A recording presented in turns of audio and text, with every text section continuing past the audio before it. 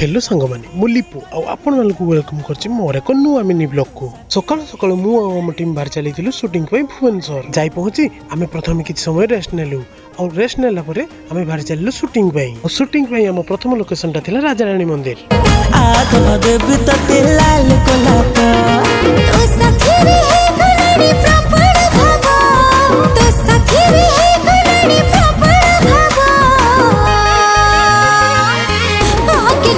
आम एठार किसी समय शूटिंग करी एबे आम शूटिंग एंड करलु कहीं आमर या पर जीवार अच्छे आमर सेकंड लोकेशन को आमर सेकंड लोकेशन टी हेउची भुवनेश्वर लैंड ऑफ ओडिशा